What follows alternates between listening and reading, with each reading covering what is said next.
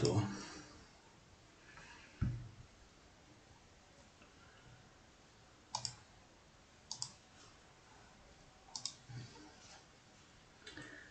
И что?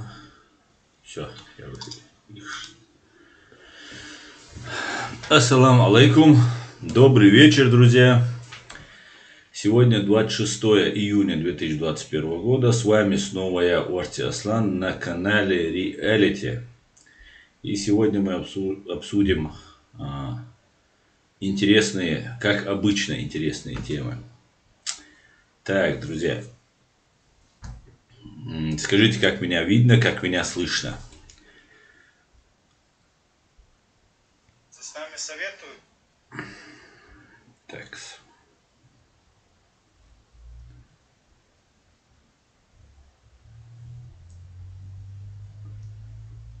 Раз, раз, раз, два, два, два. Как меня слышно, как меня видно. Раз, раз, раз, два, два, два. Все, слышно хорошо, видно хорошо. Шалом алейхим, Аслан, рад тебя видеть в здравии. Шалом, Исаак Шмулевич, рад тоже тебя наблюдать у себя в чате. Спасибо. Надеюсь, вы все тоже в здравии, в добром здравии. И все у вас хорошо. У меня все отлично, лучше не бывает. Выписен культа. Ассаламу алейкум, Аслан Хешува. Алейкум ассалам. Выпис Машуа. Леди Хок Машуа. Машуа. Аслан говорит леди. Ассаламу алейкум, ежели. Чеченский след, рязанский слаха. Ва алейкум салам, бруда. Машуа. Так, здравствуйте всем честным людям. Аслан, привет тебе от дедусика Артем Румянцев. Приветствую, Артем. Приветствую, дедусик. Спасибо, витаю вас всех. Так, соберемся, да, потихонечку. У нас снова жара, несколько дней было такое похолодание, скажем так. По-моему, вот потепление климата это все-таки что-то настоящее. Мне так кажется, не знаю. Посмотрим. Потому что в Гамбурге такая жара, это немножко странновато. Очень странно. Так. Так. Ризван Бисолд, ассаламу алейкум. Алейкум ассалам, Ризван Машуэль. Так, подождите, я попробую чуть-чуть настроить. Нет, не так. Вот так. Вот так, мне кажется, нормально. Перфекционист. Перфекционистом я никогда не был, но стремлюсь к этому, Бог считает. Исаак Шмулевич, слава Всевышнему, все хорошо у нас. Асан, за что я вас ночи так люблю? Может быть, моя кровь тоже из вашей, с любовью из-за океана. Исаак, нас не любить невозможно, как говорится, забыть невозможно, не любить, а оставаться равнодушными тоже. Спасибо за теплые слова, Исаак. Так, чеченский след, рязанский сахар. Напоминает, ставим лайки, подписываемся на канал. Привет из Лондона, пишет Мирослав Клапкев. Приветствую, Лондон. Витаю, Лондон. Украинский Лондон, в данном случае витаю. Так, друзья, да, здесь жарко. Здесь может быть очень жарко. Ну ничего, пробьемся. Дигнар Данескольд. Витаю. Рагнар, извиняюсь, Рагнар. Так. Сегодня я хотел бы, во-первых, начну с того, что я не хотел вообще обсуждать эту тему. Произошел сходняк подрусских во временно оккупированном Джахаре. Я вам расскажу небольшую историю. Несколько лет назад, когда я приехал сюда, в Германию, это уже не секрет, уже давно они все это знают, про то, что я это и в эфире говорил, и люди, с которыми я говорил, что у меня был канал, выяснилось, что постукивали, или были их сексотами, которым я доверял, да, принимал в Гамбурге с ними там митинги проводил и так далее. Ну, у меня был, я в начале, когда приехал в Германию, сделал такой канал, назывался Леон Хилл. Леон это лев, Хилл это горы, Орц это гора, Леон, Аслан это Леон, да, это лев с тюркского. Орц это с чеченского, такая небольшая гора, такая возвышенность. Леон Хилл назывался этот канал. На этом канале несколько нас человек, я тогда вообще не умел, вообще я с техникой на «вы», даже на очень, на уважительное «вы». И начали мы там делать ролики и так далее. И 4 года назад, вот как сейчас спектакль, который прошел в оккупированном Джохаре среди предателей и оккупантов, где сейчас просили, требовали Кадырова вновь избраться, выдвинуть свою кандидатуру на пост главы, на пост гауляйтера оккупированной нашей страны. И тогда, 4 года назад, то же самое было. Тоже вот этот спектакль был, потом созвали митинг. И Кадыров сказал, что он не будет баллотироваться, что он не хочет. Ну, короче, начал кривляться, говорит, не хочу, не буду. И такая вот шла тема. И создавалась такая интрига, что вот как это Кадыров уходит. Он хотел воевать, по-моему, в Украине тогда активно шли боевые действия. Он готов был выехать лично в Чечне, он никогда ни в одних боевых действиях не был замечен, а тут в Украину он захотел поехать командовать. Командовать он тоже не умеет, потому что он не образован ни в военном плане, да и вообще ни в каком плане. Он, наверное, даже русские команды плохо понимает, если их четко там огонь, там это может он поймет, там вспышка справа, вспышка слева. Ну, короче говоря, собрал он всех своих силовиков, уже все, никто не знает, что Кадыров будет избираться, его Путин будет снова, оккупанты будут снова назначать главного предателя на должность гауляйтера. И собрал он, интрига такая, да, и он собирает своих вот этих слабовиков, убийц, вот этих матерых преступников. Кстати говоря, если вы хотите увидеть преступников, таких убийц, матерых убийц, посмотрите заседание Кадырова и Путина, вот, где вот у них Совет Безопасности, и вот у Кадырова вот эти, где силовики, вот эти бандиты собираются.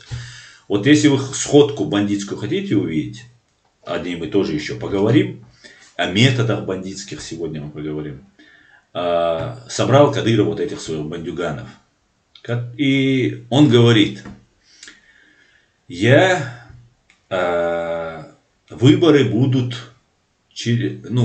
так называемые выборы, это я про 4 года назад рассказываю, выборы будут через неделю, по-моему, или 2 недели должны быть выборы. Кадыров еще пока не принял решение там и так далее. Не помню, когда должны были выборы быть, но это в ближайшее время. Короче говоря, назначается уже митинг, как его называют в России, путинг, который искусственно сгоняют людей. Путинг уже готовится, всех студентов там и так далее. Там администрация террориста Путина, Песков там тоже что-то заявляет. Мы типа сейчас пока еще решаем. Какая-то интрига создается. И Кадыров говорит, мы будем... я, говорит, буду приезжать к вам. Буду проверять, чтобы был порядок, своим этим бандюгам. В части он будет приезжать, вот эти банд-притоны будет приезжать, смотреть. И говорит, и я могу в любое время приехать. Он говорит, в любое, я не буду вас предупреждать, приеду, и попробуйте, чтобы там что-то было не так, как должно быть. Говорит, я могу приехать через неделю, через месяц, через 3 месяца. И, короче, вам всем будет хана. И это при той интриге, которая создается, выгоняются люди, должны вот сейчас выйти люди на площадь, и они должны позвать, попросить, слезно, умолять Кадырова остаться, чтобы он спас бедный чеченский народ. И в это время я перевожу эти его слова, и спектакль, не помню, как назывался, у меня есть в архиве это видео. Мой этот канал Леон Хилл сносился несколько раз. Я его создавал, Леон Хилл Шпигель, и еще один Леон Хилл, и так далее. Но они мне его сносили и сносили, так как я не соблюдал правила Ютуба, и они меня гасили, я как бы вновь и вновь создавал. Но все видео у меня, конечно, сохранены. И я все это перевожу на русский язык и озаглавливаю этот ролик. Спектакль провалился по вине главного актера, по-моему. Вот, если не ошибаюсь, вот так было это название. И вы не поверите, по странной, или вы поверите, по странному стечению обстоятельств митинг отменили. И все благодарили Бога из-за того, что митинг не состоялся. Так как интрига была раскрыта по вине главного актера, спектакль провалился. И из-за этого митинг и что-то там администрация террориста Путина сказала. И вот так этот, короче, вопрос закрылся. Теперь же возвращаемся мы к ситуации, которая происходит уже в настоящее время. Сейчас создается новый митинг, новый путинг. Ну, они уже собрались, в закрытом помещении они собрались. Позвали разных дармоедов со всего мира. С Турции якобы чеченка с армянской фамилией, с Франции человек приехал, потом еще с Германии приехал, вернее, уже, наверное, давно там находится, не знаю я точно, и с других стран некоторые там приехали. Ну, отметились от Америки. От Америки отметился главный пропагандист у них там есть. Дудаев, там один, Ахмед Дудаев, по-моему, его зовут. Он зачитал от Америки, представителей Америки. Не рискнули представители Америки засветиться, но засветились несколько человек из Франции, из Германии и так далее. По поводу Франции сейчас там идет какое-то разбирательство, какое-то нагнетание и так далее. Конечно, это очень хорошо, что люди выявляются, но этого недостаточно, потому что мы знаем, что здесь в Германии есть консервы, которые работают. Я знаю про таких консервов. Они не знают, что я знаю, что они консервы. Есть огромное количество, уверен, что которых я не знаю, что есть консервы, которые есть консервы. Я знаю там очень мало по этому поводу. Но я уверен, будут выявляться. И у всех будут отбираться вид на жительство, политические убежища. И, конечно же, мы будем этих людей, которые скромно умалчивают о своей деятельности, рассказывать об их ратном труде на благо России за рубли тут в Европе, в частности в Германии. У нас здесь есть представитель Чеченской Республики Ичкерия в Берлине. Он никого не уполномачивал туда ехать, а остальное это все, как говорится, от лукавого или от Путина. И вот выступили эти люди, и новый спектакль. И самое интересное, что мне понравилось, вот, наблюдая за этими перевыборами, так называемыми, самое интересное, я наблюдал это и в прошлом раз, когда уже активно начал мониторить все это и следить за этими всеми подрусскими. Самое интересное выражение лица Рамзана Кадырова, когда он сидит перед Путиным. Это просто что-то с чем-то. ну, я не знаю, очень вежливо сидит, очень вежливо. Ну, конечно же, я думаю, что это как, знаете, как у Путина встретиться с Обамой, с Трампом или с Байденом. То же самое у Кадырова. Вот, как Путин бегал, если вы помните, последнее время, когда уже перед Обамой заискивал, и там где-то около уборной, где-то на встрече, там, где все собирались, около уборной поймал Обаму Путин и заискивал глазками там. То же самое Кадыров. Заискивает просто, ну, невероятно просто, как он хочет понравиться. И всегда, каждый раз подчеркивает, что я верный пехотинец и выполню ваш любой приказ. Конечно же, это делается не только ради того, чтобы Путину сказать об этом, да, это делается для того, чтобы, и вообще я об этом много раз говорил, и это не секрет, мне кажется, ни для кого, попы, путинское охранное предприятие в лице Кадырова и его бандиты, которые постоянно находятся, постоянная дислокация в Москве у них, в отеле, в президент-отеле в центре Москвы, на конспиративных своих квартирах и так далее. Это такой боевой отряд от Патрушевых, Бортниковых и так далее, и других там военных и так далее, которые должны там подчиняться в этом плане, могут претендовать. Отвлекаюсь на ваши комментарии и сбиваюсь с мысли.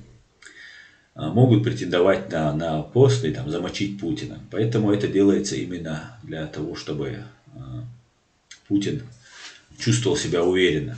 И он это говорит для того, чтобы им показать: я еще верен Путину. Так, давайте поговорим. Да, мы сейчас продолжим. Тут леди мне пишет, хорошая новость по поводу выступавших на спектакле. Да, есть хорошие новости. Уже грязня началась. Об этом потом еще поговорим. Так, Чинхо пишет, Аслан, этим так называемым представителям, если молодежь будет угрожать, власти Евросоюза обеспечат им охрану. Да, совершенно верно. Чинхо мне напоминает, и мы все это должны понимать, что если же здесь найдутся, кстати говоря, это могут сделать не честные побуждения какие-то люди, да, это может быть специально сделанная провокация для того, чтобы им обеспечить охрану. Как вы помните, Тумсу Абдурахманов совершил ложное нападение на себя для того, чтобы получить там позитив и так далее. Это такая стандартная практика у этих гибнюков и российских спецслужб. Поэтому это может быть произойти с подачи российских спецслужб.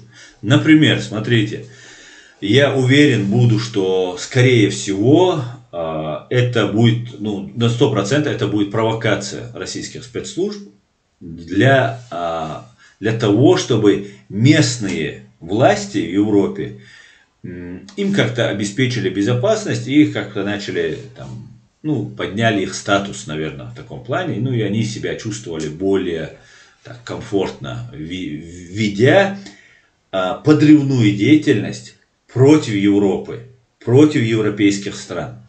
Но смотрите, почему это не сделают обычные чеченцы, мы, простые люди, которые здесь живут, и противники фашистской России? Мы этого не сделаем, потому что в первую очередь до того, как что-то сделать с ними, мы должны были бы сделать это с российским посольством, да, или там представителями. Тут Дугазаев, например, меня заказывает, других людей заказывает, тут ездит, занимается.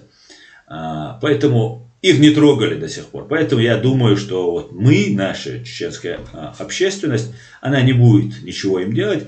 И, скорее всего, могут начаться вот эти травли, голосовые сообщения, что мы им там убьем их, там зарежем, побьем, еще что-то им сделаем. Вот это все может быть. Поэтому категорически советую всем этого не делать. Во-первых, пострадаете. Во-вторых, вы сделаете им пользу. Да, вы сыграете на руку врагу. Так как если вы что-то хотите делать, это мы все прекрасно знаем, что здесь огромное количество есть этих подрусских, которые здесь живут. Сейчас потише они себя ведут, но раньше они вообще себя тут вольготно чувствуют. В той же Франции, например, в той же Ницце и в других местах тоже огромное количество агентуры, ГРУ. Вообще в Европе, здесь на Западе действует ГРУ и СВР. ФСБ там только там иногда в особых случаях, да, хотя они тоже действуют. Поэтому категорически призываю никого не угрожать, ничего. Да, вы можете высказать свою позицию, можете даже в грубой форме ее высказывать. Ну, конечно, ни в коем случае там какой-то бедолага там польстился или понадеялся, что ему там дадут 2 копейки, и он выступит. Да? Хотя, опять же, мы знаем, что здесь в Европе есть ГРУ, не знаю, куда смотрит Франция, куда смотрит Германия и так далее. Ну, вернее, я знаю, они смотрят и наблюдают, и выявляют круг, да, чтобы локализовать. Это делается для того, чтобы, если сейчас уничтожить, да, вот, агентурную сеть, то возникнет другая агентурная сеть. И ее надо будет потом раскрывать, опять ставить на прослушку, под наблюдение и так далее, и так далее. Поэтому, когда они выявляют какую-то агентуру, они ее не хлопают. Они могут и год, и 2, и 3, и 5 лет за ней наблюдать. Да, и выявлять всех, кто к ним подходит, всех, кто от них отходит и так далее. Вот, короче говоря, вот такая вот ситуация. Но есть ГРУшники, которые против кадыровских. Да, Кадыров — это Путин, администрация президента. А есть ГРУшники, которые ненавидят просто Кадырова и считают, что их работа здесь заниматься, это вот их деятельность, да, в Европе, за границей заниматься, их деятельность, да, что это их поле деятельности. И когда они какие-то результаты делают, когда они что-то такое полезное, там, убьют кого-то, ну, полезное для них имеется в виду, убьют кого-то, там, дискредитируют, завербуют кого-то, там, запугают кого-то. Вот это считается такой успех. Этим занимаются и кадыровские, этим занимается и СВР, этим занимается и ФСБ. Да, вот пустили террориста себе в дом, европейцы. Это долго будет расхлебываться. Это аукнется и аукается. Это, об этом мы еще тоже поговорим. Поэтому эти ГРУшники могут наехать на того, кто поехал и выступил там, на этом мероприятии. Француз там какой-то был, Али, там, не помню его фамилии. Поэтому эти люди будут дальше заниматься и провоцировать нас, могут подбить. Как я не сомневаюсь, что как убийство вот этого учителя Самуэля Пати тоже подбили этого молодого парня, чеченца. И вот это был успех. Вот за 20 лет им удалось все-таки вот совершить этот террористический акт убийства человека. Без зазрения совести, кстати, его отец сидит и говорит, никто не пострадал. Это сверхнаглость. Сверхнаглость. Ну, мне жалко этого человека. Он потерял сына, он сам недалекого ума, раз не понимает, что он наделал, что происходит. Вырастить сына, как он рассказывает, хорошего сына, и внушив ему, что вот он делает какое-то богоугодное дело, заставить сделать его дьяволоугодное дело. Да? Хотя Аллаху алим, как говорится. Бог разберется, Бог знает лучше, как это будет, но говорит, что никто не пострадал после того, что его сын совершил убийство. Но это, конечно же, немножко не соответствует действительности. Потому что некоторые люди уже сроки получили. Да? Тот же Магомед Гадаев был выслан буквально очень быстро после этих событий. Но это должно быть уроком для нас. Если вы не слушаете здравый смысл, чеченцы, то будем учиться вот таким способом, таким болезненным способом. Я надеюсь, когда-нибудь придете, те, кто еще не понимают, придут к пониманию. Но есть, которые не поймут, так как работают на российские спецслужбы. Так вот, эти российские спецслужбы могут вот, сделать что-то плохо вот этому Али, там, еще там, Агаеву, который от Германии поехал. Я со всей ответственности заявляю. Агаев, никто либо на русской стороне нас не представляет. Я общался, продолжаю общаться и буду общаться с огромным количеством людей. И знаю настроение, по большей части, тут в Германии, людей. И никого Агаев не представляет, кроме самого себя или своей семьи. Ни от кого уполномочен он не был, ни он, ни кто-либо. Еще раз заявляю, что чеченцы, бежавшие от русской оккупации, от войны, от геноцида, от военных преступлений, которые находятся тут, имеют своего законного представителя в лице представителя Чеченской республики Ичкерия в экзиле, в Берлине, можно сказать, это наш посол, если так сказать, да, по идее это такая должность. Его зовут Хизар Исмаилов, и вот этот человек не уполномачивал никого. Другой власти у чеченцев нет и никогда не было, и не будет никогда. Это так, чтобы было ясно. Поэтому вот такая вот ситуация. Не советую кому-либо трогать этих людей. Это хорошее было напоминание Чинго Баркалон, это очень важно было сказать. Тут Аргно пишет: я уверен, что съезд сделан для внешних стран. Это есть заявление, что народ желает избрать своим руководителем человека под санкциями. Это означает, что этот народ чеченский есть колонна за рубежом. Аргно, это тоже имеет место быть, я с тобой тут согласен. Так как, конечно же, когда проводятся особенно такие крупные мероприятия, да и вообще любые свои вот эти спецмероприятия, которые проводят, активные мероприятия, которые проводят террористы из России, они проводятся нацеленные, преследуют не одну, даже не две, а иногда и 3, и 4 цели для того, чтобы вот как-то достичь своих целей. И да, конечно же, если мы сейчас будем молчать, а мы молчим, как мы видим, хотя я тоже хотел проигнорировать это дело, но так я прочитал комментарий в Фейсбуке, и один из представителей правительства написал комментарий, что наши блогеры об этом там что-то скажут.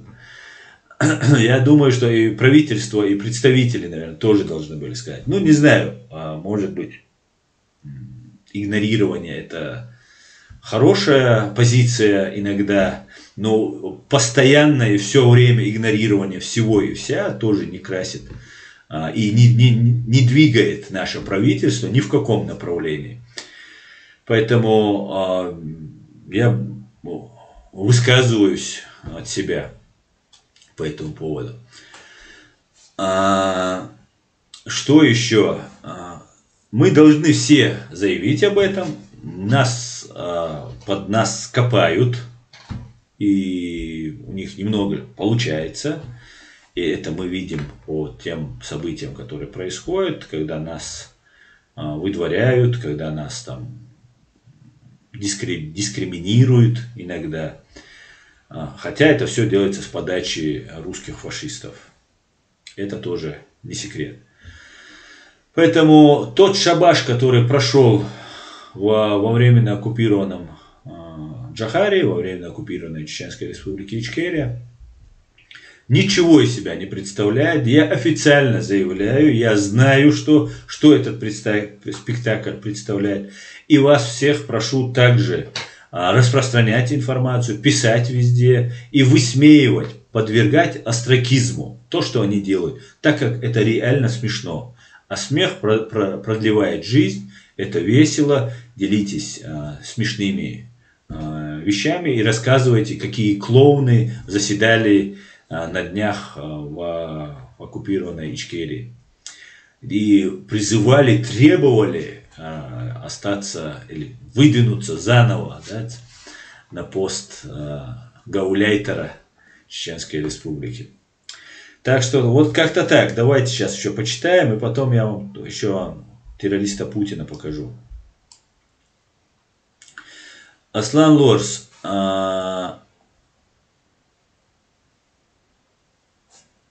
Аслан, хороший ход сделал Кадыров для Европы. Потихоньку подкатывает яму под нас. Конем ходить нужно. Да, абсолютно верно, Аслан Лорс. То, что Арно говорил, это так и есть.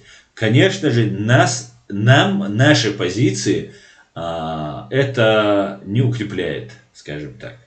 Да, на Западе знают, кто такой Кадыров, но они хотят показать, что вот народ поддерживает там и так далее, и так далее. Что вот со всего мира приезжают, вот, ну как-то что-то необычное нужно сделать.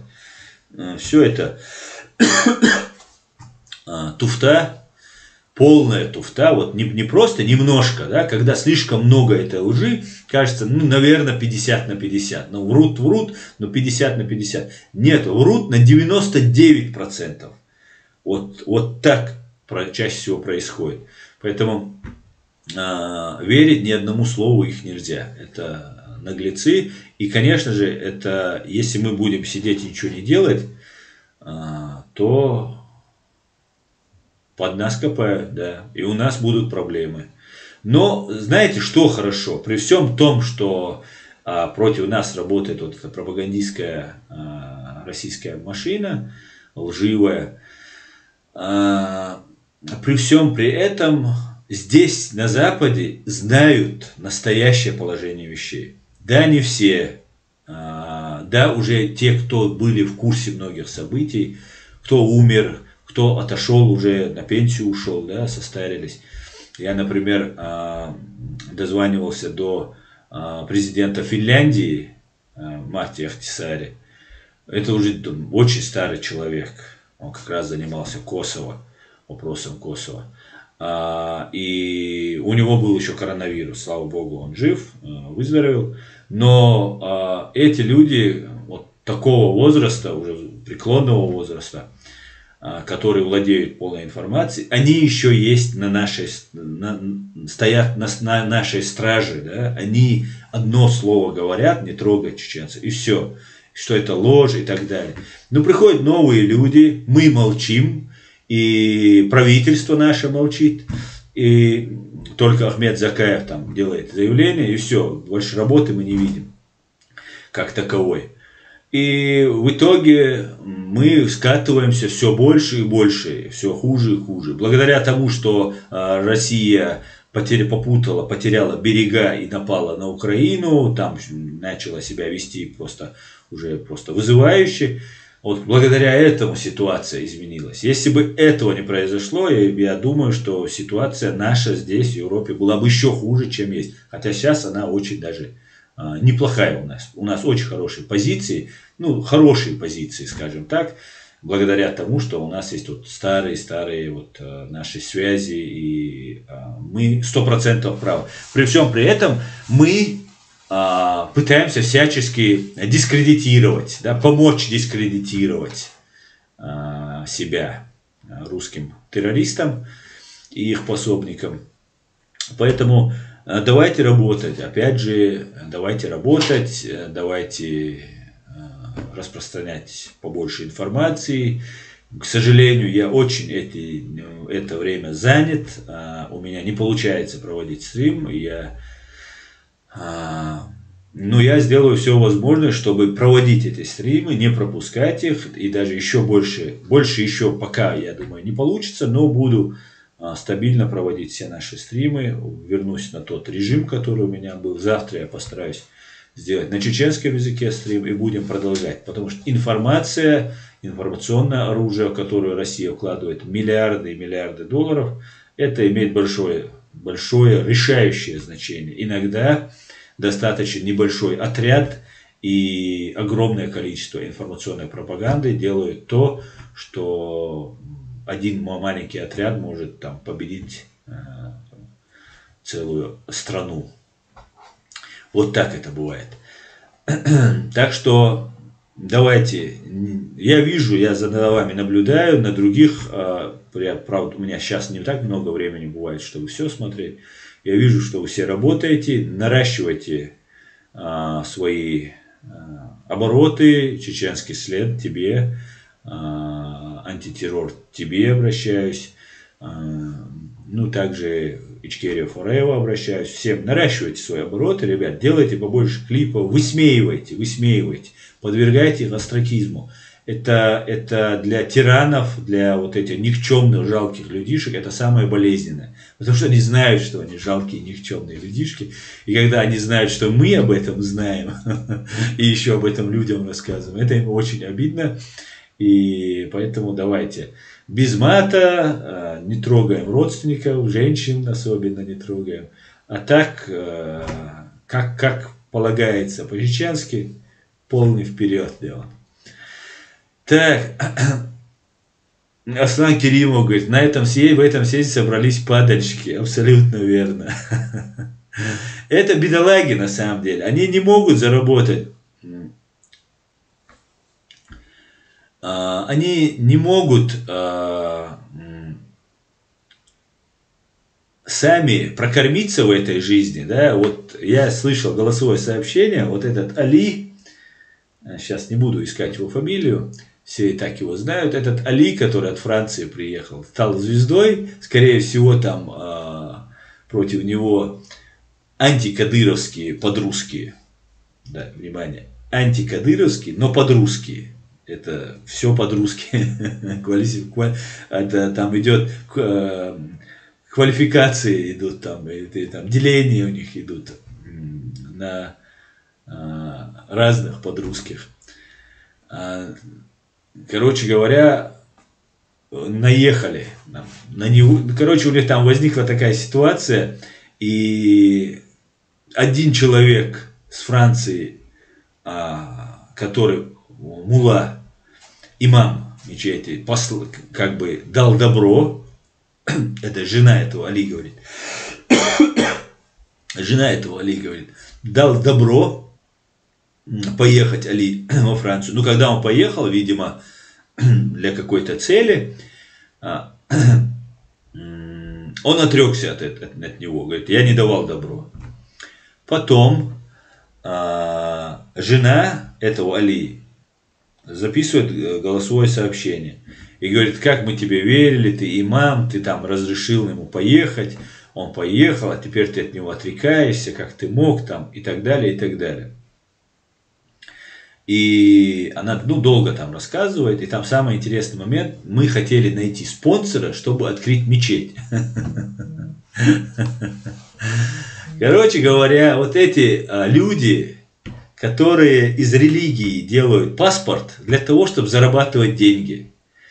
И вот они откроют эту мечеть. Потом Кадыров и Путин будут рассказывать, что мы вот в этой мечети, в эту мечеть будут приходить люди, там будут легко внушаемых людей, не только в этой мечети, в той мечети, которая откроется на русские деньги. В эту мечеть будут собираться люди, там будет какой-нибудь легко внушаемый парень, которому объяснят, что все кафиры, всех надо убить, давай сделай это, сделай то, сделай это, сделай то. И его запишут на разговор. Или там он будет готовиться к какому-нибудь там преступлению. А из этих мечетей там тоже будет агентура работать. И не обязательно это будет имам, но чаще всего это бывают имамы, которые руководят, заведуют этим всем делом. Они передадут французским властям и скажут: смотрите, готовят теракт. Французы задержат, французы раскрыли теракт, это такая отчетность, это все так круто. Мы все прекрасно по Чеченской Республике знаем, что такое палочная вот эта система, как они людей пускают на результат. И благодаря этому французы будут довольны, что мечети, которые посещают чеченцы, чеченские мечети, есть у них сиксоты, которые будут докладывать им. И как бы все целы. Пострадает вот этот недалекого ума молодой человек. И мы, все чеченское общество, будем находиться под колпаком русских. А русские будут давать ту информацию, которую посчитают нужным дать французам или немцам, например, если это будет в Германии. И вот эта женщина, жена вот этого Али, говорит: мы искали спонсора, чтобы открыть мечеть. И он поехал туда, чтобы вдруг там получится открыть вот эту, чтобы, бабки. Все, вот, все, опять все возвращается к бабкам, к бабулькам. И вот эти денежки, которые они откроют, вот, получат, из этого они хотят сделать как бы какую-то свою деятельность. Это будет не только, там будут выявлять чеченцев, да, нашли спонсор, так будут выявлять вот этого бедолагу, которому мозг вынесут. Я слушал этих проповедников, я сам на себе все это испытал, я все это прекрасно знаю. Если кто-то считает, что я там не разбираюсь в религии, там, я Коран в детстве читал, с детства, да, на арабском. Я неплохо разбираюсь. Я не могу сказать, что я большой специалист, как некоторые, прочитавшие 2 брошюрки, но потому что я знаю, что я не специалист, так как я знаю, насколько это огромная и объемная работа. Всю жизнь надо этому посвятить, всю жизнь изучая все это дело, чтобы стать каким-то маломальским специалистом в этой области. А это далеко не специалисты. Так вот, этот оболваненный, да, которого могут так вынести мозг, просто ты думаешь, вот сейчас я на месте об землю ударюсь и разорвусь просто на куски. До того они тебе мозг выносят. Да? А если это учитывать еще с тем, что легко внушаемый человек, который перенес какие-то там трагедии в жизни, да, родители погибли, еще что-то. Ведь убили русские убили, но что сделали русские фашисты из КГБ? Сперва русские фашисты из КГБ взорвали своих и начали нас убивать, и прикрылись русским народом, который с удовольствием любит убивать. И начали с нами воевать. Потом же они перевели, что не русский народ против нас воюет, не русский народ 400 лет нас убивает, а нас убивает весь немусульманский народ. Причем они иногда забывают, я напоминаю, напомнить, что сказать, что мусульманский мир вообще равнодушен был к этой трагедии. И нас здесь приняли. Да? Это я не потому, что я здесь нахожусь, говорю. Если эта страна будет вести себя, не соблюдая международное право, не соблюдая принцип гуманности, справедливости, я вас уверяю, я ее тоже буду критиковать. И я критикую, если есть. Просто у меня нет поводов критиковать так Германию, Францию, Австрию и Бельгию. Потому что у нас врагов других нет. У нас есть одна большая фашистская Россия, враг. И вот они делают из христиан. И вот у молодого человека убили родителей, брата, там, сестру, там, еще что-то. Ну, зверство творили русские очень страшное. И нам рассказывают, что это не русские, это кафиры. Они все кафиры, и они враги. И этим занимается Кавказ-центр. Активно занимался этим. Очень сильно занимался этим. И молодой человек, которому совершается, для которого готовится вот эта гнусная ложь, подмена понятия, просто заменяется враг и размывается это все. И вот эта ситуация легко внушаемому человеку, пережившему трагедию, очень можно найти, скажем так. Да, им потребовалось 20 лет для того, чтобы найти вот Анзорова, вот этого Абдуллу Анзорова для убийства. Но нашли 20 лет. И это наше упущение. Также чеченцы, мы не глупый народ, очень доверчивый, наивный народ, но не глупые, далеко не глупые. И мы знаем, что Европа нам не враг. И мы за Европу будем сражаться, защищать эту Европу. В том числе и в первую очередь от России. От России. Мы будем всячески, информационно, гуманитарно, в необходимости, если возникнет, и в военном плане мы будем защищать те страны, в которых мы находимся. Как мы защищаем Украину. Как, несмотря ни на что, поехали наши бойцы, а мы знаем, как Украина выдавала. Европа не выдавала нас тогда. Украина нас выдавала. Украина была отделом ФСБ. СБУ был отделом ФСБ. И все равно мы поехали туда. Наши бойцы поехали. И наш генерал Иса Мунаев погиб, защищая кафирскую Украину. Да? Для нас это не важно. Важно, человек хороший или плохой. Для нас важно, мы умеем жить со всеми. И будем жить со всеми в мире и в созидании. И мы хотели бы жить с русскими, с Россией жить в мире и созидании. По соседству, правда, как со всеми. Надеюсь, когда-нибудь мы к этому придем.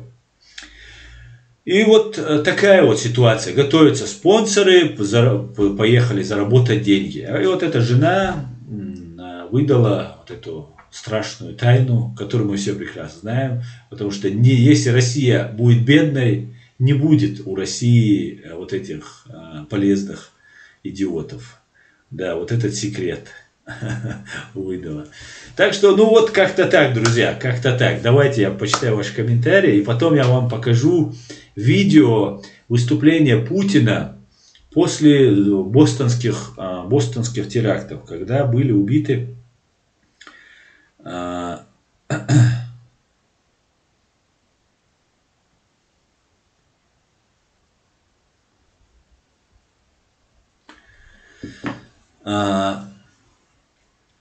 ты правильно поступил.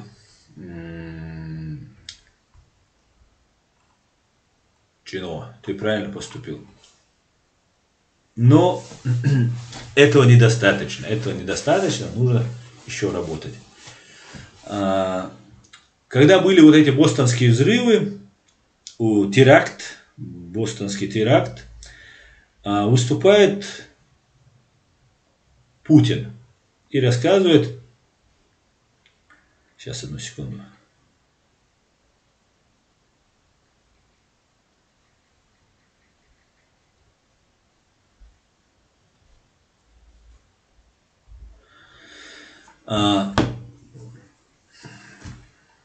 Сколько лет? 8. В 2013 году были взрывы в Бостоне, и два брата Цернаевых, Тамерлан и Джохар,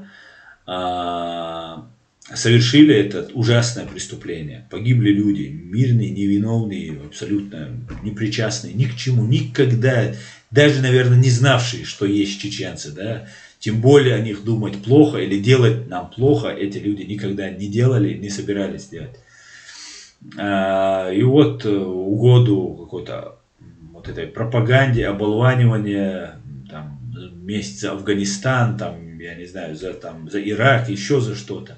Никогда афганцы и иракцы ничего не совершали против России, да? Вы когда-нибудь слышали, чтобы афганец в Москве там взорвал там, я не знаю, кого-либо или что-либо, и сказал, это вам за чеченцев там и так далее, и так далее. Нет, этого не было. Вот нашлись такие люди. И я, конечно же, не сомневаюсь, что это была постанова российских спецслужб. И я покажу это видео. И потом подробно я постараюсь рассказать, как я вижу все слова Путина, которые он там произносит. И заодно расскажу свое видение о том теракте, который был в 2013 году в Бостоне, когда были убиты мирные люди. Так, давайте почитаем тогда ваши комментарии, чтобы не один я говорил все время. Так. Так. Машдада на месте, Маш Доволь, Шадыш как найти, Хамзат Гилаев, Шавик Машоль. Так, Исаак, про что сегодня тема эфира? Про какое-то собрание кадыровских палачей в Грозном? Спрашивает секретарь. Ну, и об этом, и о многом другом. Так, Ми плюс. Аслан, тебе уважуха, ну скажи, как есть. Если Россия так ненавистна Западу, ее не было, и им Россия выгодна, такую страну, как Ставок уничтожили, Рашка рядом не стоит. Такую страну, как Совок уничтожили, Рашка рядом не стоит.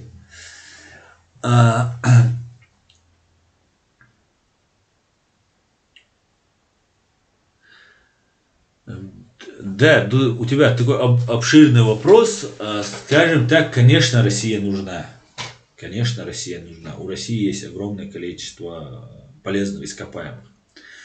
Как мы знаем, нефтяные компании играют большую роль в этом мире, не только в России, но и во всем мире. Нефть – это повод для развязывания войны. Знаете, когда началась первая русско-чеченская война, говорили, там война из-за нефти началась и так далее, мне трудно было в это поверить. Я молодой человек, 17 лет, не мог поверить, что ну как люди могут убивать людей из-за нефти, из-за денег. Ну, вот такое у меня было восприятие. Да? Я был молод и воспитан соответствующим образом, с соответствующими чеченскими традициями. Поэтому для меня это было непонятно. Если ради этих денег убивать столько людей, так это делать, ну, просто в голове не укладывалось. Но это оказалось так, да. Не одна, конечно, причина была нефть, но нефть и деньги – это один из, оказывается, важных двигателей вот этих всех процессов. И да, Россия нужна, и Россию боятся, она нужна. И когда нас убивают, западные страны говорят, ну это внутреннее дело России. Внутреннее дело России. Идет геноцид, убийство народоубийство, это внутреннее дело. И это не мешает потом Европейскому суду по правам человека в Страсбурге решать дела, выносить решения. Вот сейчас недавно вынесено решение по Европейскому суду, по Европейскому суде, ЕСПЧ, по убийству в 2005 году, по-моему, 12. Одного убили, 11 похитили, и, конечно, тоже убили. Жителей населенного пункта Бороздиновская. Это аварский населенный пункт, там проживали граждане Чеченской Республики, аварской национальности, наши граждане, которых убили чеченоговорящие террористы, подрусские, ямадаевские. Там какая-то была история какого-то их человека, кто-то там убил или что-то сделал, и вот они взяли 11 человек, 12 человек. 11 пропали без вести, соответственно, убили, они их тела как-то там уничтожались, прятались и так далее. И недавно было решение суда, и им присудили 2 миллиона. 2 миллиона евро присудили родственникам погибших по этому поводу. Это мизер, который может сделать Европа. Европа знает, что эти преступления совершаются. Эти преступления, их суды разбирают, выносят по ним обвинительные решения. Россия никого никогда не наказывает, но выплачивала. Не знаю, сейчас выплатит или нет, но выплачивала эти деньги родственникам погибших. И вот та ситуация, которая развивается, и Запад делает вид, спрятав голову в песок, как страус. Да, извиняюсь, конечно, но когда страус прячет голову в песок, другая часть тела у него остается на виду. Русские террористы в лице КГБ и ГРУ, они с удовольствием воспользуются этой частью тела. И нас убивают, ладно, ну ладно, допустим, да, мир жестокий, суров, что поделаешь, да. Спасибо, что приняли, спасибо, что по-человечески относитесь, да, ничего страшного. Мы справимся, и за нас никто воевать мы не призываем и не призывали никогда. Просто говорили, скажите правду. Не хватало духа, до сих пор не хватает духа сказать. Ну давайте возьмем, например, убийство Самуэля Пати, учителя во Франции. Без сомнения, эта семья, отец этого мальчика и этот мальчик подвергались круглосуточной обработке. Это может длиться годами. Несколько лет это длится. Вот эта информация закладывается, что человек входит тебе в доверие и так далее. Демельханов, Кадыров, другие там разные вот эти подростки призывали совершить этот террористический акт. Другие террористические акты. В Бостоне был совершен террористический акт. Здесь в Германии совершаются разные провокации, преступления, убийства. В Германии был совершен русским террористом, который написал записку, что это исламский там какой-то террорист он и так далее, и совершил теракт. Ради нас вы ничего не делаете, но ради себя-то, ради своих граждан, они же должны что-то делать.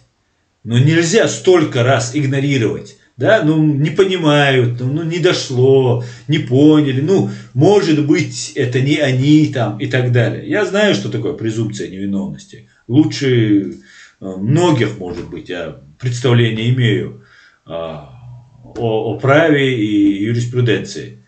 Но презумпция невиновности не может откровенно распространяться постоянно. В данном случае здесь должна действовать презумпция виновности, как она действует там в гражданском праве, в уголовном праве, презумпция невиновности.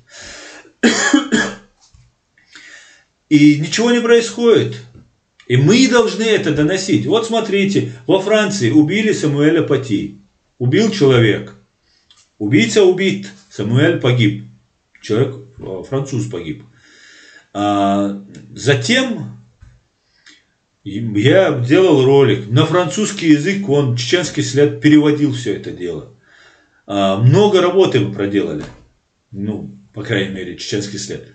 Мы это распространяли везде, отправили куда нужно, кому нужно. 0. Не вышло, не прерваны дипломатические отношения, ничего не было суда, не доказано, что Кадыров связан там и так далее. Когда я говорю Кадыров, я говорю это Россия. Потому что Кадыров это Россия, Россия это Кадыров. Это одно и то же. Вот ничего не происходит. Я не знаю, как еще, что им еще нужно сделать. Как еще с ними поступить, чтобы пришли к тому, что поняли, что Россия это угроза не только для чеченцев, физического уничтожения, да? Экзистенциональная, как сейчас говорят, угроза существованию Франции. Ведь Германия потеряла 7 миллионов своих граждан во Вторую мировую войну. Не потому, что ее кто-то захватил вначале извне, а потому что Гитлер пришел к власти и повел ту политику, которая разрушила Германию. Ведь то же самое происходит и сейчас. В Германии есть партия АФД. Слава богу, она не такая большая. Ее больше всего поддерживают там вот эти иммигранты из России, русскоязычные, которые подвергаются пропаганде. Их я тоже не всех виню, хотя там ваты хватает, но они тоже подвергаются пропаганде. Я надеюсь, многие уже начали чуть разбираться в этом все. Но эта партия прошла в Бундестаг, в парламент. А как произошло? Ведь тогда, когда был Гитлер к власти приходил, он тоже сперва прошел законным демократическим способом, прошел к власти, Да, тогда он боролся там с евреями, там все евреи захватили и так далее. Это очень удобно, как Россия борется с чеченцами. Здесь в Германии боролись с евреями.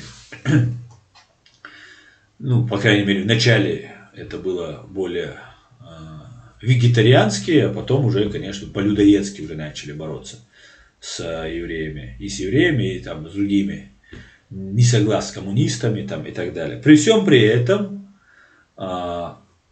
они подожгли Бундестаг, парламент свой, Рейхстаг подожгли, извиняюсь, и благодаря этому совершили там разные манипуляции и пришли к власти. И говорили людям то, что им нравится, то, что им хотелось, чтобы от них слышали. И в итоге они довели страну до того, что она оказалась полностью уничтожена, в руинах. Ведь это может произойти еще раз. Знаете, в преступлении есть такое понятие, как рецидив. Повторное преступление одного и того же преступления, оно называется рецидив. Вот рецидив преступления может в любой момент произойти. И если народ, государство в данном случае, и народ ответственный, понимает, здесь в Германии приняли законы, которые гарантируют, что этого не повторится. Здесь выросло целое поколение немцев, и же не одно поколение, которые не понимают того, что делали тогда нацисты в Германии. Это может заново легко повториться, если этого не делать, если отнестись к этому безалаберно. Как произошло это в России? Они убивали себя, напротив себя, всех, кого они доставали, это зло. Россия – это абсолютнейшее зло. КГБ, ГРУ, ФСБ – это абсолютнейшее зло. Если на земле есть сатана, дьявол, то это там. А как мусульманин я верю, что оно есть. Значит, оно там. Если оно есть, то оно там. И в этом меня никто не может разубедить. Не сможет.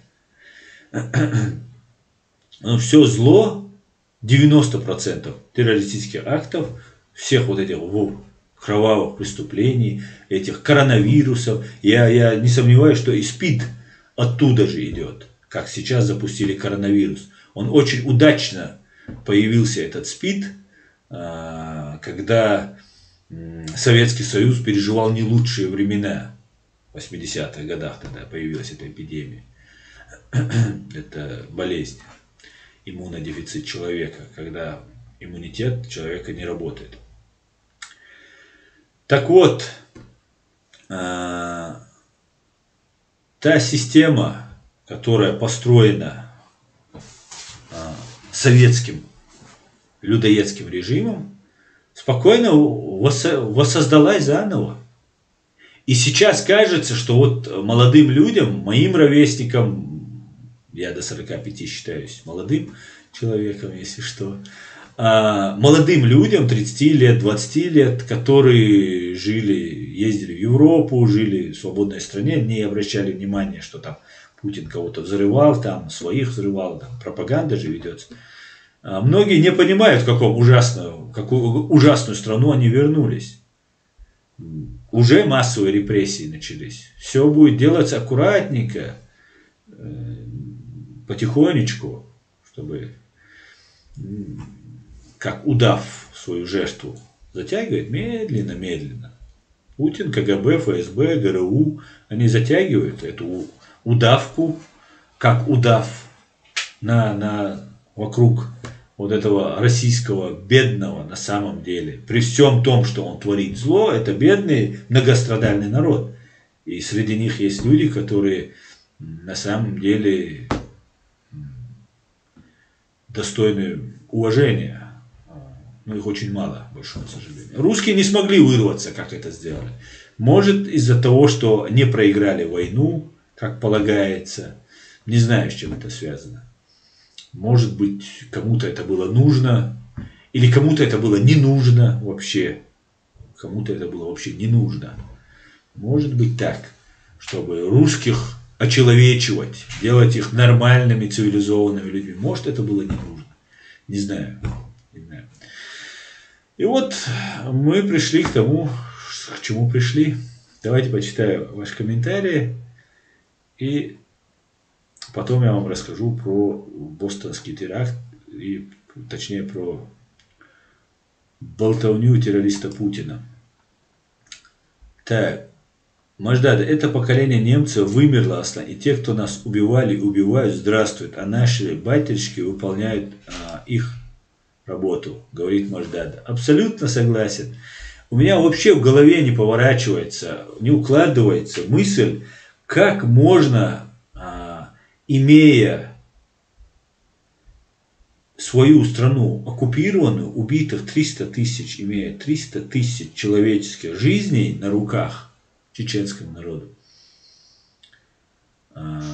искать какого-то другого врага, объявлять там какую-то там, я не знаю, ехать в Сирию воевать, еще что-то делать. Я вообще этого не понимаю, что у этих людей в голове вообще. Вообще, есть ли у них что-нибудь в голове? Как это вообще возможно? Я не знаю, как это, мозг выносит, это я согласен. Вот эти проповедники, вот эти психоаналитики, они выносят, вербовщики выносят этот мозг. Это я знаю точно. Так, я многие комментарии не читал, друзья, если что, пишите.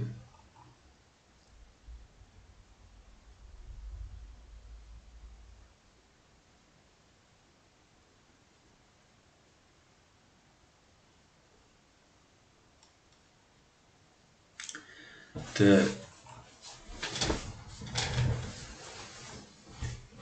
Русский лучше меня знал только Джаха.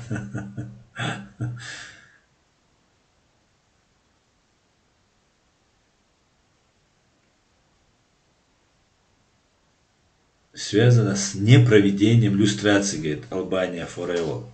Да, это тоже. Конечно, русские не довели вот эту свою революцию демократическую. А знаете, почему они ее не довели? Потому что эту революцию возглавляли сами КГБшники. Понимаете? И Запад это устраивало. Потому что это была гарантия, что это атомное оружие, эти люди, они смогут их контролировать. Это была гарантия для Запада. И именно так ведь Запад, Путин, Россия, до Путина, Россия, они всегда пугают этот Запад. Вот если сейчас, помните взрывы домов в 99-м? Ведь в Волгодонске был взорван дом рядом с атомной электростанцией. В нескольких десятках километров находится атомная электростанция, в 70 километрах. Это было сделано для того, чтобы запугивать. Смотрите, сейчас произойдет катастрофа, смотрите, сейчас что-то будет.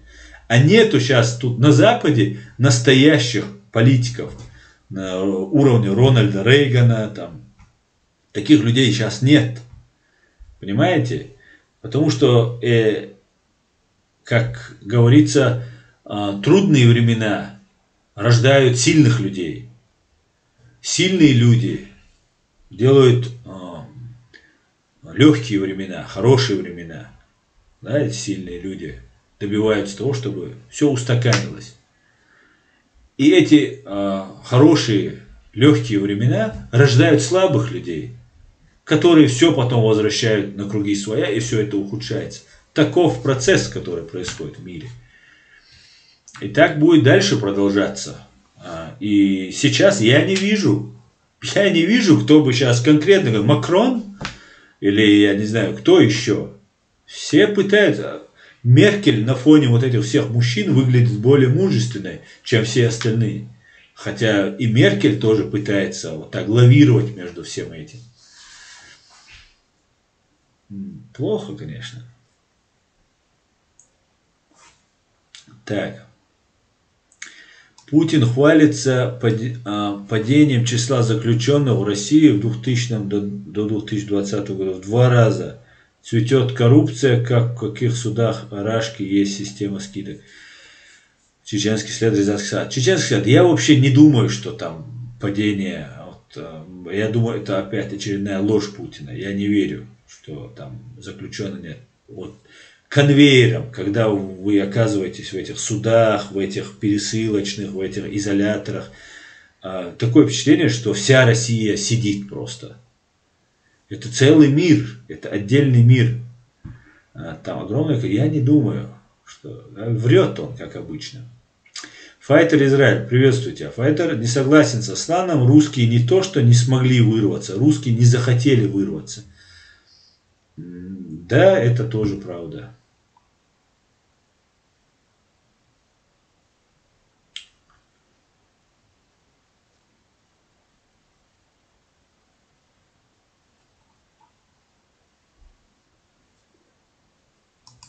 Аслан, так что Рашка не сдохнет в ближайшее время. Я не знаю, когда она сдохнет. Я не знаю. Это вещи, которые мы не можем предугадать. Я знаю, что чеченцы будут бороться за свою независимость до конца. Пока есть чеченец, не борющийся за свою свободу и независимость, он не является чеченцем, в моем понимании. Чеченец – это культура, это образ мыслей. Подрусская вша, она не может быть чеченцем. Да, он может говорить на чеченском, соблюдать какие-то культурные традиции, похожие на чеченские, но это не чеченцы. Поэтому я не знаю, когда это произойдет. Я не знаю. Но когда бы это ни произошло, нас это нисколько вообще не огорчает. Все, что с нами можно было сделать, уже сделали. Что мы можем еще потерять? Что еще можно с нами сделать?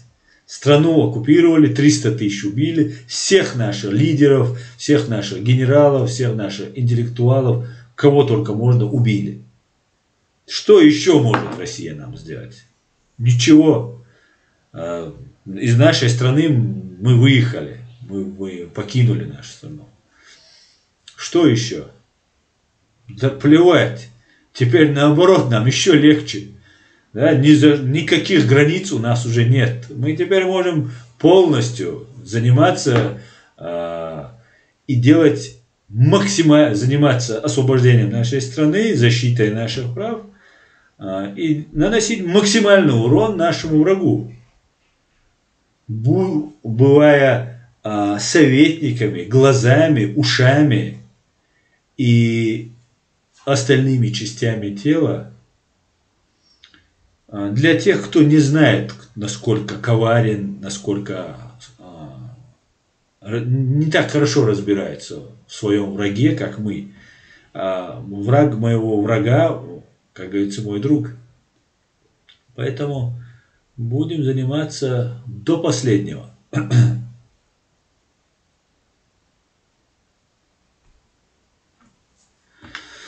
Так. Аслан, видел, как Defender унизил Россию? Антитеррор через стрим. Нет, антитеррор, не видел. А что там было-то? Что я слышал, что там они там что-то стреляли, потом англичане говорят, что по ним не стреляли и так далее. Не видел я. Не знаю.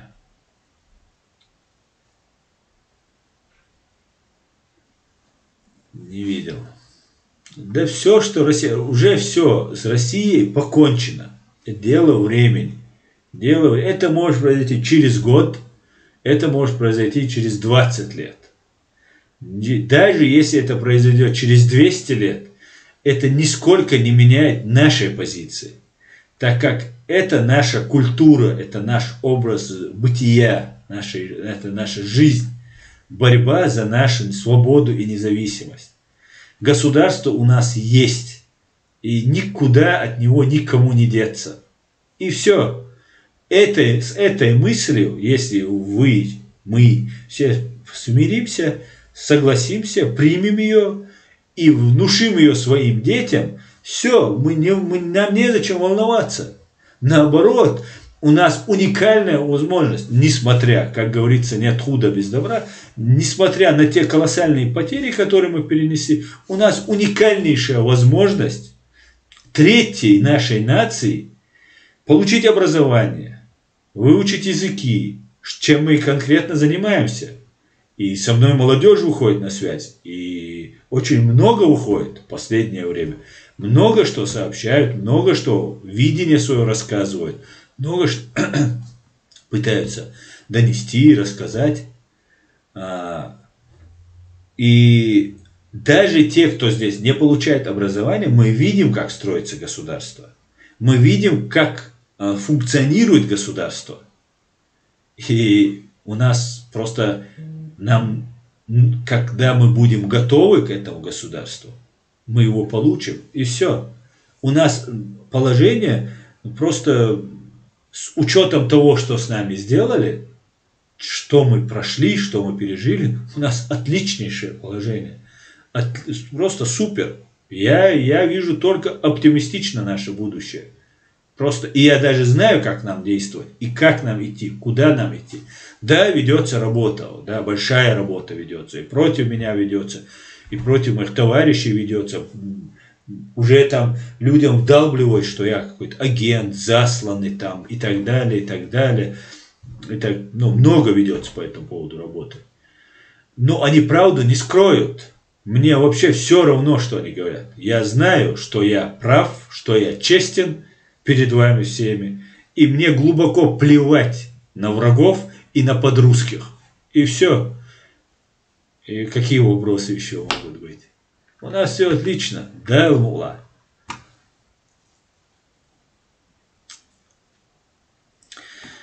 Так, россияне единственные за всю историю, кто борется за то, чтобы остаться в рабстве. Чеченский след, Рязанский сахар. Отлично сказано, чеченский след.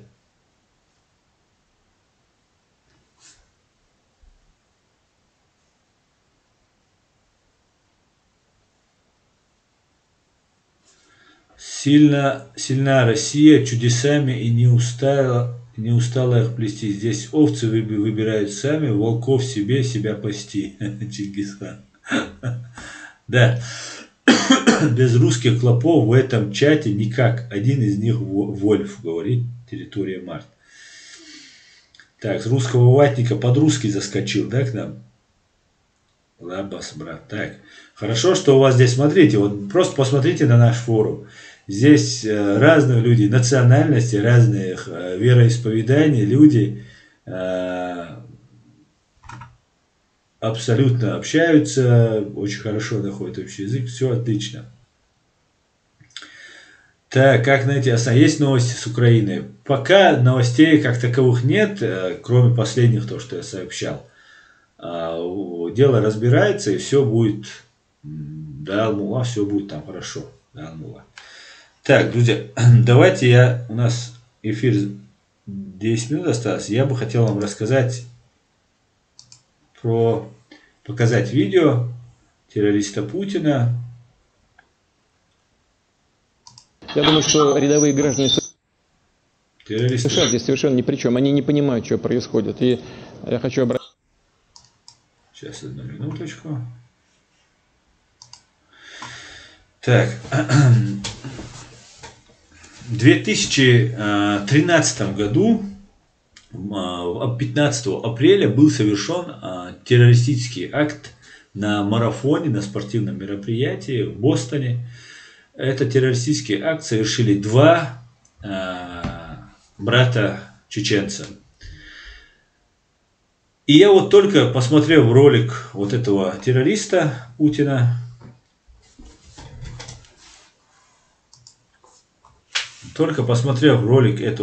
Путина, узнал, что у одного из братьев, Джохара Цернаева, было гражданство американское. Путин очень информирован об этом все. Когда был совершен этот террористический акт, на Кавказ-центре вышла статья. И Кавказ-центр был очень удивлен, что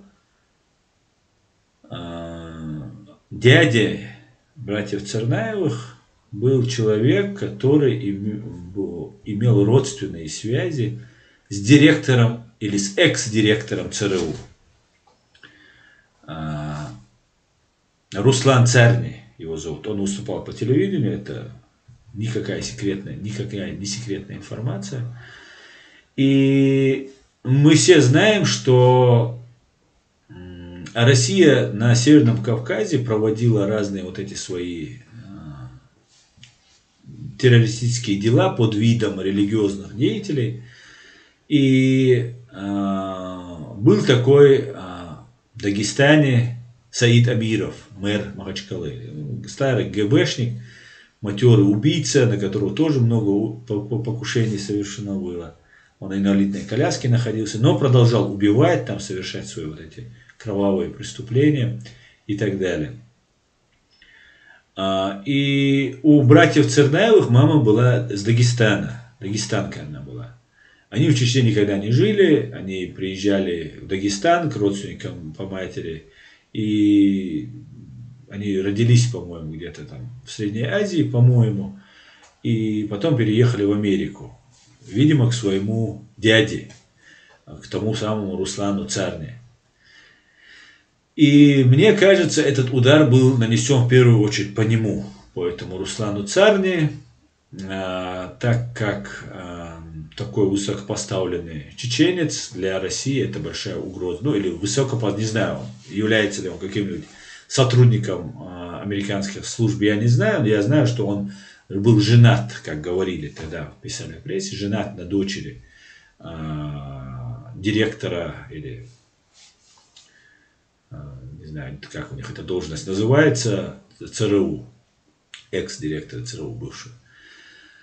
И я убежден, что вот брат Тамерлан, брат этого Джохара, Тамерлан, старший брат Царнаев, ездил в Дагестан. Я тогда занимался адвокатской деятельностью, и я занимался, общался с некоторыми людьми из Дагестана. В том числе некоторые сидели, некоторые были на свободе. И у меня была такая отрывочная информация. И, ну, как известно, Путину и русским террористам нужна очень большая поддержка на Северном Кавказе в борьбе, да, с терроризмом международным, как они его обозвали. Сами создают, это такая извечная стратегия бандитов питерских. Я жил в Питере и прекрасно знаю эту бандитскую обстановку, потому что много раз бывал на разных встречах, там сходки у них, видел, наблюдал, как приезжают там татарские, казанские, как их называли, там измайловские, там чеченские, как приезжали на встречи, там много чего я за свою жизнь успел увидеть. И обычная бандитская вот эта разводка.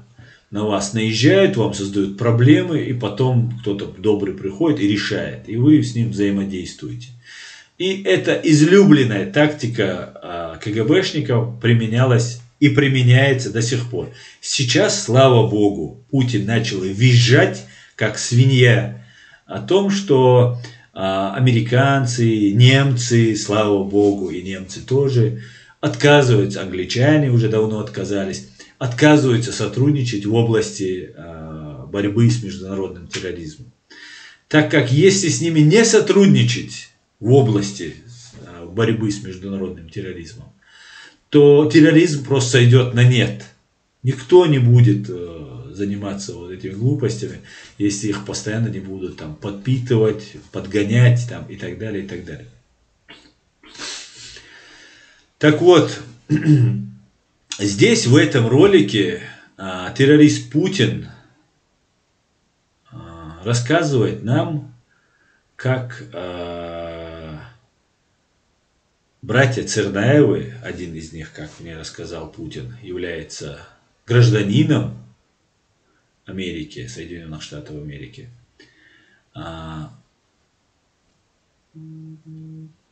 И рассказывает об этом теракте, ужасной этой трагедии, и одновременно рассказывает, что нам нужно сотрудничать. И мы это прекрасно видим и знаем. Я не понимаю, почему не видят этого. Да, нужны, конечно, доказательства там и все такое. И именно когда произошел этот террористический акт, сперва я сейчас закончу про те косвенные подозрения, которые указывают на фашистскую Россию. Когда этот террористический акт был совершен, массовая дезинформация была брошена. Ее не могли бросить простые люди. Сейчас по Украине мы уже это отчетливо видим. Тогда же, когда чеченцы обвинили в террористе, да и сейчас много мерзавцев, которые продолжают нас еще в этом обвинять, по старой своей привычке, это удобно. Массовая пропаганда была, что братья Цернаевы не виноваты. Что это постанова, что это не по-настоящему было, там, и так далее, что убили там невиновных людей, и так далее, и так далее, и так далее. Конечно же, они были виновны. И единственное, я считаю невиновным, относительно невиновным, Джохара Цернаева. Потому что это, так как суд должен быть объективным, непредвзятым, да, всесторонне рассмотрев это дело, учитывая характеристики подсудимого, я считаю, что Цернаев не заслуживает смертной казни. Так как у нас старший брат – это самый главный человек в твоей жизни, до конца твоей жизни. Потому что родители чаще всего покидают этот мир раньше нас, на несколько лет, да, и дольше проводишь время с старшим братом. И заставить пойти младшего брата на самое ужасное преступление не составляет ни малейшего труда в чеченском обществе. К большому сожалению, мы так воспитываем, или к счастью, я не знаю, мы так воспитываем, и это зависит от старшего брата, насколько он окажется не мерзавцем, не подлецом, который будет эксплуатировать своего брата, подставлять его, еще и такие вещи тоже, к большому сожалению, иногда происходят. Но чаще всего, особенно когда люди молодые, когда у них еще нет семей, когда еще обязательств у них перед другими людьми у них нет, кроме как перед братом, брат обязан и пойдет. Вот так мы устроены. Да, если мне мой брат старший сказал бы, вставай, пойдем, я бы даже не задал бы вопрос, куда мы пойдем. В 20 лет, как сейчас, Цернаеву сколько там, 20-18 лет было на момент этого преступления.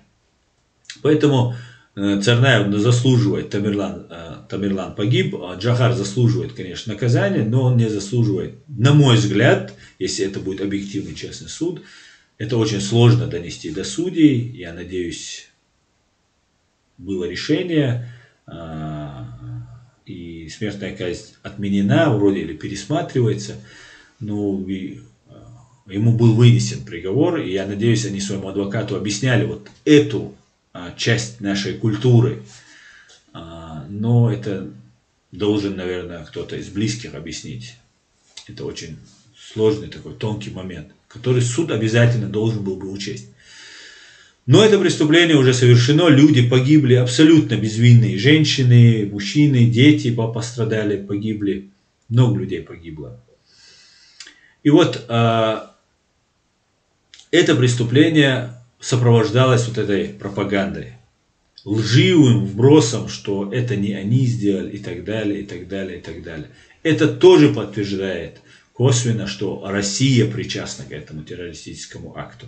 Потому что мы все много раз видели, когда происходит какое-то, вот сейчас было убийство Самуэля Пати во Франции, то же самое пропаганда была, что нет, он не убивал, там что нечисто, как-то это было, как-то то было. Вот недавно отец сидит и говорит, да, он убивал, там он такой герой, там и так далее, говорит отец этого убийцы. И потом стало ясно. Ну, вот такая вот пропаганда ведется. Давайте послушаем Путина. И я буду останавливать, и мне хочется вам каждый деталь, как я это увидел и услышал, вам это все рассказать. Давайте послушаем. Сейчас я сделаю звук погромче. Я думаю, что рядовые граждане США здесь совершенно ни при чем. Они не понимают, что происходит. И я хочу обратиться и к нашим гражданам, и к гражданам Соединенных Штатов, да и ко всем людям, которые следят за этими проблемами международного характера, и сказать следующее. Россия сама является жертвой международного терроризма. Смотрите, это уже говорит о том, что этот человек врет, потому что он совершил этот террористический акт. Он и Патрушев взорвали своих же русских граждан, причем самых бедных выбирали, самых незащищенных выбирали, чтобы как можно меньше людей возникали, обращались в суды, копали истину, докапывались до истины. Одна из первых таких жертв.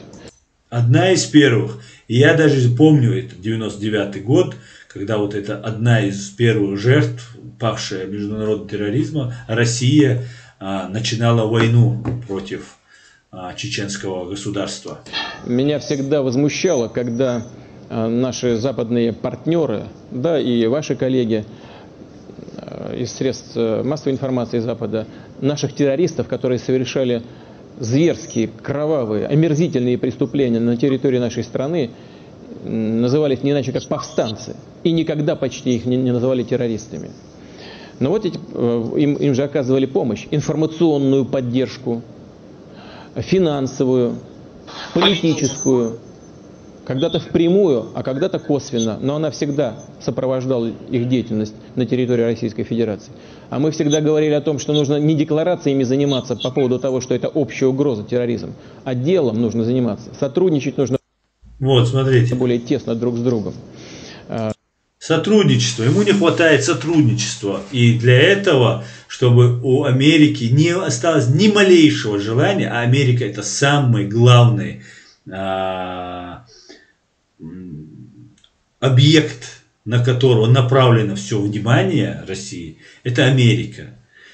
И им нужно, чтобы Америка боролась вот с терроризмом, да, чтобы Путин спокойно мог свои услуги оказывать. А в этом они специалисты. Да, еще начиная там с палестинских террористов, с других террористов и так далее. Ну вот сейчас вот эти два преступника, они лучшим образом подтвердили правильность нашего тезиса.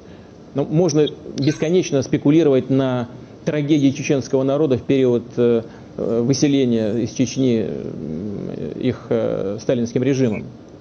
Но разве только чеченцы были жертвами этих репрессий?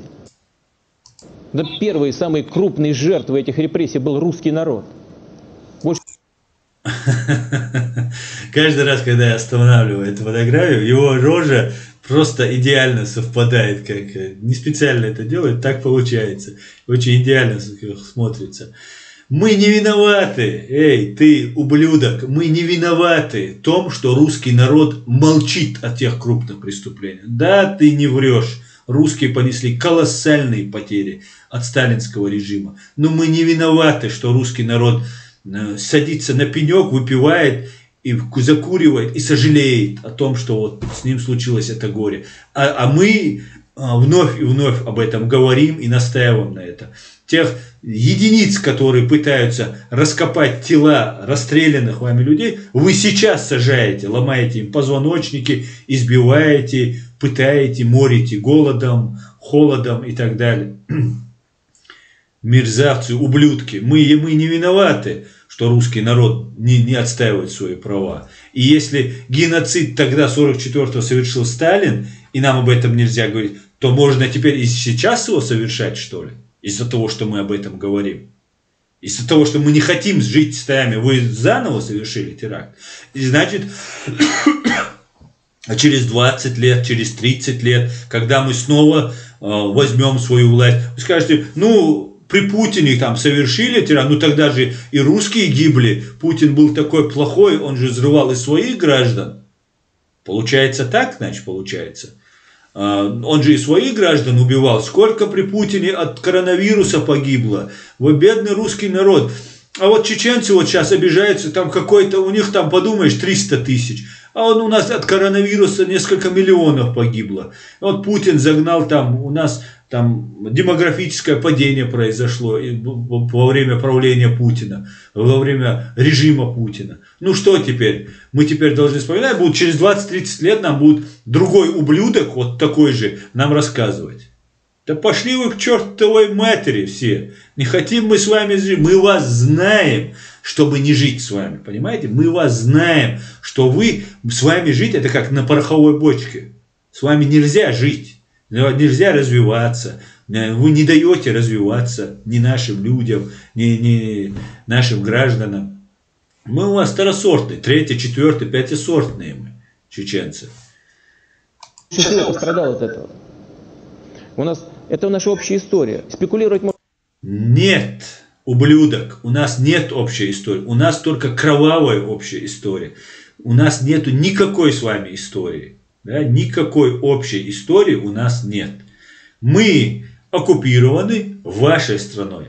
И мы оказались, продолжили свое стремление к свободе. Вы же согласились, убивая сами себя, русские, согласились с этим. Ну, мы не согласны, елки-палки, ну поймите, хотя бы те поймите, кто не согласен с этими преступлениями сталинского режима, путинского режима. Ну и даже те, кто не согласен с сталинским режимом, с путинским режимом, вы все равно нам отказываете в этом праве. Даже и такие люди отказывают нам в праве на наши законные права. Так и хочется матом сказать. Так и хочется. Будьте вы... Может, кто-то угодно. Но при чем здесь Соединенные Штаты? Они чего им плохого сделали? Дело не в национальности. Абсолютно. И не в вероисповедании. Мы 1000 раз об этом сказали. Дело в экстремистских настроениях этих людей. Вот они приехали в Штаты, ведь им дали там гражданство. Младший гражданин Соединенных Штатов. Сейчас там до чего договорились? Договорились до того, что... Это нет, уже вброс. Конечно, не руководство США, но все-таки политические деятели. О том, чтобы объявить этого выжившего преступника военнопленным. Совсем сбрендили. Какой военнопленный? Там что, гражданская война между Севером и Югом? Вот сейчас, смотрите, самое важное. Это 2013 год. Что говорит? Это гражданская война между Севером и Югом. И вот запомните, послушайте слово, которое он скажет. Возобновилась, началась, восстановилась. Вот смотрите, это мечта Путина. Мечта Путина, чтобы гражданская война между севером и югом, между белыми и черными, между мусульманами и христианами, иудеями и мусульманами, да кем угодно, ватниками там в Украине и патриотами украинскими. Без разницы. Главное, чтобы она была, чтобы как в Чечне она была. То ваххабистов нам создавали, делили по религиям. Потом какой-то Кадыров, агент Кадыров, Ахмад старший, который, он начал рассказывать, что он борется с этим ваххабистом. Эти КГБшники этот ваххабизм распространили. Эти брошюрки на русском языке, напечатанные на русском языке, напечатанные в России, в Москве, в других, в Татарстане, Башкортостане. Вот эти брошюрки нам выдавались, и потом агент, их завербованный агент Кадыров Ахмад, потом перешел на сторону русских и сказал, я буду против ваххабистов. А этих ваххабистов возглавляли эти же люди, их обучали, подготавливали. И потом Кадыров переходит на тех же, кто этих ваххабистов создал, и говорит, мы будем воевать. А на самом деле просто оккупация, захват государства, захват народа, захват территории. Вот все, что это делалось. Югом, что ли, восстановилось? Вот. Ну, блин, и там что, гражданская война между Севером и Югом, что ли, восстановилась? Мечта, вот мечта. Чушь какая-то, несут бредятину просто. Но я это сейчас все говорю. Это все сейчас он говорит, что кто-то сказал, что как его военнопленным объявить и так далее. Об этом я, человек, который наблюдал тогда за всеми этими событиями, которые там происходили, и утверждал, что это на самом деле они совершили этот террористический акт, потому что это было очевидно, хотя было много вбросов, там многие не хотели верить, что это сделали чеченцы, всегда пытались как-то их выгородить, да, и это, в принципе, можно понять, да, таких людей, которые особо не следят, но хотели бы понять, что это не чеченцы сделали. И я бы тоже хотел бы, чтобы это были не чеченцы. Но, к сожалению, большому сожалению, вот эти ублюдки, Патрушев, Путин и другие вот эти мерзавцы, они хотят, чтобы это были чеченцы. Потому что мы являемся для них угрозой. Мы истцы, которые будем требовать, мы потерпевшие, которые будем требовать наказания этих преступников. И им нужно заткнуть наши голоса. Но им это не удастся. Никогда сколько бы вы нас не убивали, вы не заткнете наши голоса. Никогда вам этого не удастся. И вот он говорит, что придумывает какую-то свою вот эту ГБшную мульку и сообщает нам, что его признать военнопленным. Как признать военнопленным? Гражданина, он сперва говорит, гражданина Америки, гражданин Соединенных Штатов, признать военнопленным. У них что, гражданская война возобновилась? Это он свои тайные секреты раскрывает. Он мечтает, что вот эта гражданская война начнется, так как против Америки воевать нету никого. Мексикой никаких конфликтов быть в принципе не может. Канада тоже в отличных отношениях, и тоже никакой войны с Америкой быть не может. На этом континенте больше не с кем там воевать. Только гражданская война. Нужна гражданская война внутри Америки. Это мечта Совка, мечта КГБ. Они много для этого делали в свое время. И вот Путин, как старый ГБшный мудак, повторяет эту свою истину или свою мечту озвучивает для своих же коллег, которые тоже, гражданская война, вот он уже сказал, завтра уже начнется. Но этого не произойдет. Хотя много делалось, даже сейчас, когда были выборы Трампа, Байдена, вы все это видели. Как пытались травить американцев, даже они потом фильм сняли, да, там, вот из этого Дом-2, как ее, такая беленькая, она там, они что-то прилетают, там какой-то отрывок такой короткий я видел, что там началась война в Америке, Россия гуманитарную помощь им отправляет и так далее, и так далее. Это их мечта, чтобы так было.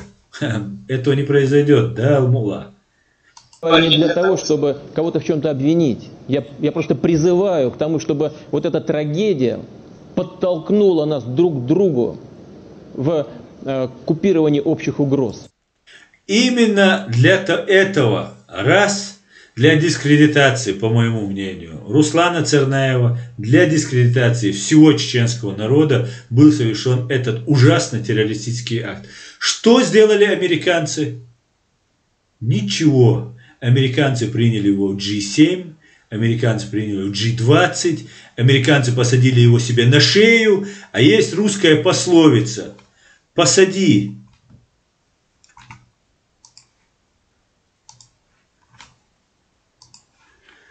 свинью за стол, она и ноги на стол. Вот что сделали американцы, посадив эту свинью себе за стол. Американцы получили, и не только американцы получили, и мы об этом предупреждали, и будем предупреждать, и будем бороться против этой.